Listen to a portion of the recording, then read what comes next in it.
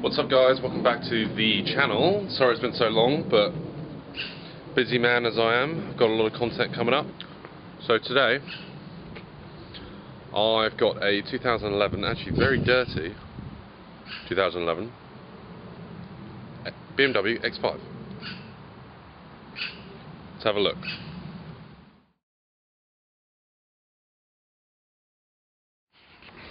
So if we open her up, it's got the Onyx cream interior, panoramic sunroof, sat-nav, iDrive, got the M Sport steering wheel, automatic lights, and also lumbar support. I always love a bit of lumbar support and electric seat action. It's got a memory seat too, which is always nice. All automatic, all automated. As we sit in, there's the key. Get the key out. I'm not going to turn on the ignition yet, but I'm just going to turn the music down. I am going to see what we got. So we got a lot of X5s are very similar these days. They've got the climate control in the centre, as you see here. They got all the controls on the steering wheel, so the volume and the cruise control and the voice activated and CD changer. This actually has a CD player, if you see just down here. It's got pretty much same actions where you can move the steering wheel. It's got all the functions of the differentials and stuff down here. It's got unlock button up here with the hazard button here. In the back we've got a little bit of climate control, not really anything of that much use. If I swing around the front,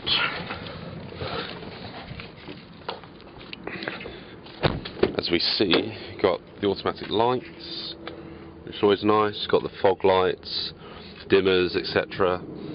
Got the nice Onyx leather on the side here with a little speaker. In the front, as you can see, it says diesel. This is a twin turbo diesel. It's got all the functions which I like on the iDrive this year. They've got options of back, return, you've got the main menu. It's like basically a fast track than when they first brought it out. This has got a wood veneer finish on this, which I think it works really well. But other than that, like standard controls like indicators and stuff here. So if I turn on the ignition, see, the steering wheel lowers up and got no fuel. Brilliant. Okay, so there's a little switch underneath here. You can't really see it. It's behind that lever there where my thumb is. You can move the steering wheel up and down. It's a better angle. Just so you get it in the right comfort zone. And normally when you've got your key inserted, depending on which key, you normally get a couple given to you when you buy this car. It sets it for the last driving position that you have in this car. I've got a cigarette lighter, which I've got a iPod or iPhone charger connected. You've got the climate control, CD player as I said before. You've got the hazards and unlock. Start stop button is actually this side in the X5. On the 3 Series, which you saw a few weeks ago, it's normally on this side, which I don't know if that's just something they do on the X5 models. If I spin it around, lots of space in the back. And actually I'll do this sunroof so I can show you the example. So with this closed, it actually makes a huge difference when driving it, in my opinion. So if I have it here, I'll show you guys. Oops, sorry. So if I then suddenly open it up, it sort of makes you feel like you're outside a little bit, and it goes actually all the way back. Oh, and you can also open the sunroof, which is great. I really like it, the sunroof open, but everyone has their own choice. I'll just close that up for purposes of it being September in England and it might rain. So I thought I'd take you guys for a little spin in the X5 here. The 2011 X5 for that. It's a X540D, which I was saying earlier, if you didn't catch it, the X530D is a single turbo 3 litre, and the 40D has a twin turbo version, so a lot more torque, a lot more power, which you'll experience in a second. It's high up. This lumbar support is fantastic because I find on, well, even in short journeys, it's really comfortable. It's got lots of space in this car, as you can see behind me. It has panoramic roof, which gives even more space. It makes it feel like it's a lot larger than it really is. I found it really great. I'm not a massive fan of diesels, but if I was to have a diesel, it would probably be something like this or similar to, just because of the power that gets produced. Its pickup is great. I think that is open. There we go. Shut that. This car, it doesn't need to be as showy off, in my opinion, as a Range Rover or something of that caliber. One, it's not as expensive as that. The X5 that I'm in now, it is, I find, a good runner. Not in the sense of as if you're in the city, but I find it's not too big. It's not like a Range Rover where you're, well, a Range Rover Vogue, should I say. Range Rover Vogue, it's a lot bigger in terms of how bulky it is, in terms of its paneling and the length of it. It's quite a bit longer, so this is a lot easier to park. You're going to be driving this, well, I could drive this every day. This car, it feels like a long cruiser. You don't have to feel like you're in a, well, it's just a comfortable car to be in,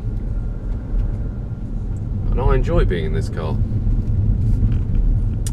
It has 7 seats, this model, so we've got 5 in at the moment, the front 2 here, then you got 3 behind me that you can see, and then another 2, but we'd rather use boot space rather than have 2 more seats in the mix. But it has that option, which is really great if you've got a larger family. And they're not just like piddly put up seats, they're actually similar to the ones in the back, which are like a bench, which I think is really cool.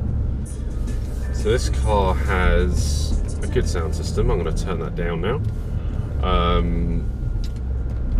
I really like how BMW, they do their iDrive systems, because it makes it so much easier driving and not needing to worry and press all these silly buttons. It's literally got, it says radio, you click radio, click nav, it goes straight to the nav, and then obviously everything else. So this actually has got auto hill support, I think it is.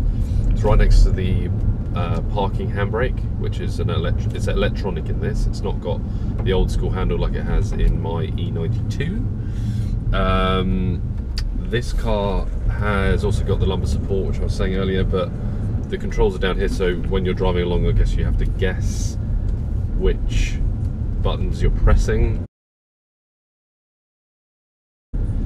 which I think they should probably do it somewhere like they do in the Mercedes. I haven't done a review on the Mercedes yet, but generally, like the electric seats and stuff, they're in the side door where you'd see next to the mini speaker and the window controls. That's generally, it's normally put on the side wall of the door. That's the one thing that I'd say is irritating about the BMW seats. So I'm going to do a little bit of a speed test. It's not going to be any 0 to 60s, or, I mean, I think this is 0 to 60 in about 6.7 seconds. But I just want to show you the performance that, well, the kick down this car gives with a little bit of torque. So if I get a straightaway, yeah, here we go, and foot to the floor. So that straight away was 35, 40 mile an hour without even whispering. Okay, I got to admit that was a little bit quicker, but I find this car, in terms of its feel, it's a little bit airy-fairy when it's got accurate turning, but you can't really feel when you're accelerating. I don't feel that. I know it's not a race car, but if you're trying to go through towns a little bit quicker, or if you're in a rush for something, a meeting or football practice or something like that, that might let you down, because I sort of don't know where the wheels are. I know that sounds silly to say, but in terms of what I'm looking for in a car, you want to sort of understand where the wheels are pointing, where they're going. If you're in a hurry, you're not necessarily thinking about that.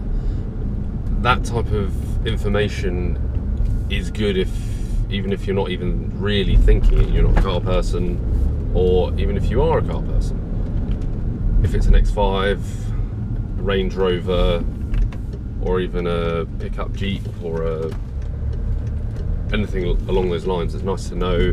But it's a little bit, when you're steering it, you feel like you're up in the clouds, and that one thing is another downer point. But overall, this car is a thumbs up from me. That's all I can conclude really on the inside of this car. Hope I was explanatory enough. I hope it's a good bit of source of information. That's the inside of the X5 2011 model. So if we come back outside the car, out the back, so what's quite nice here, if you have the car unlocked, press the bottom button on the key, you don't even need your hands to open the boot. I know a lot of functions have that, but this also has like a manual handle, so you can just open it from there. It gives you a little bit of a bench, but you can obviously put the seats down, etc., which is really cool. And this model actually has 7 seats, so close that up, it's a little bit messy in there. And then you've got, as a lot of cars have these days, automatic closer. So if you're not feeling like opening up with the kit in the manual way, you just press a button. Great. So that's the X5 really in a nutshell. Big wheels on the back. It's got that blue-black paint, which I really like. So the same on my car, same sort of paint. And on the front here, it's got the xenon lights with silver grille. Looks smart. And personalised plate, which always works well for me on cars. You can personalise it the best way you can. But as you can see, overall it's a nice looking car. That concludes a lot about the X5 for me, and well, I hope you enjoyed this video, and I hope it's a good source of information, whether it be if you're looking for a new X5 or an old X5 for that, because generally they are relatively similar. They've got a way about them where they're truly lovable. I mean, even it's not a supercar, it's not a sports car, but it's a family utility vehicle. So they call it an SUV in America, so it's an SUV, or a 4x4, as a lot of people call them here. Well, I hope you enjoyed this. Please give us a thumbs up, because the car is a thumbs up for me. Give us a comment, and don't forget to press that subscribe button. Enjoy.